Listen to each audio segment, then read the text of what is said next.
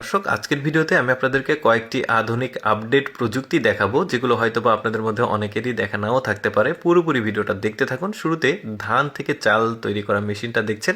আমরা যেটা ধান থেকে চাল তৈরি করি ওই মেশিনগুলো অনেক বড় হয়, বাট এটা অনেক আপডেট, তাই ছোট্ট বাসাতে যে কেউ রাখতে পারবে। তারপরে দেখুন, এটা একটা রেস্টুরেন্ট, আর এই রেস্টুরেন্টে খাবার পরিবেশনার সিস্টেমটা দেখুন, একদমই কি বলবো, প্রযুক্তিগত একটা রেস্টুরেন্ট। খাবারগুলো অটোমেটিক চলে যাচ্ছে, আর যার যেটা পছন্দ সে সেটা খাচ্ছে।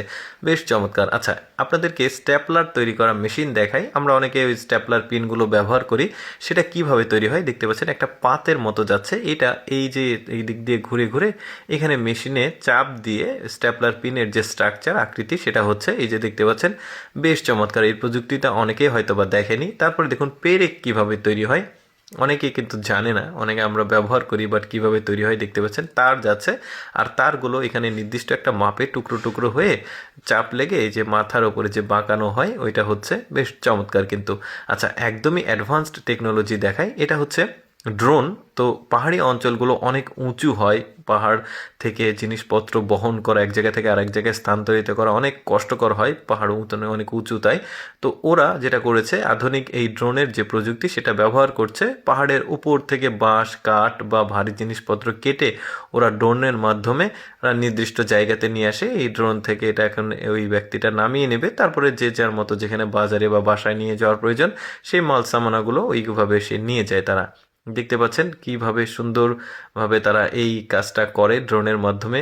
কতটা প্রযুক্তি উন্নত হয়েছে চিন্তা করুন। আচ্ছা, এবার একটা রান্না করা একটা জিনিস দেখাই, অনেকটা রাইস কুকারের মতো, বাট একদমই ব্যতিক্রম, যে কারণে আমি এই লিস্টে রেখেছি। ডিম দিয়েছে, তারপরে ভাত দিয়েছে, তারপরে টিফিন বাটির মতো জিনিসটা দেখুন, সব কিছু হয়ে গেছে খাবারটা বেশ চমৎকারভাবে। তারপরে অনেকে কিন্তু আমরা ওই যে স্যান্ডেলগুলো ব্যবহার করি, বার্মিস স্যান্ডেলগুলো, অ্যাকচুয়ালি সেটা কীভাবে তৈরি হয় স্যান্ডেলগুলো দেখতে পাচ্ছেন। এই যে বক্সগুলো রয়েছে, এই বক্সগুলোর মধ্যে পাতলা যে প্লাস্টিকের প্রলেপ সেগুলো দেওয়া আছে। তারপরে ভেতরে চাপ তৈরি হচ্ছে, চাপ তাপের কারণে একটা স্যান্ডেলের আকৃতি হয়ে যাচ্ছে।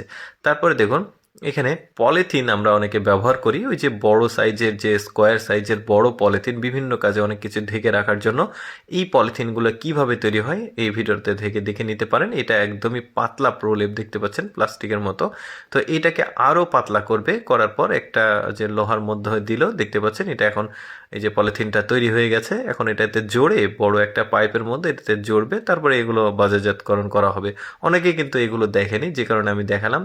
তারপরে আপনাদেরকে আধুনিক আরেকটা প্রযুক্তি দেখাই। দেখুন, উপরে জাহাজ রয়েছে, পানি জাহাজ, আবার নিচেও পানি জাহাজ রয়েছে। ওখানে একটা টানেলের মতো আছে। এখন উপরের পানি জাহাজটা নিচে এসে নামবে, আর নিচের পানি জাহাজটা উপরে যাবে। তো দর্শক, কেমন লাগলো ভিডিওটা কমেন্ট করে জানাবেন। ধন্যবাদ সবাইকে।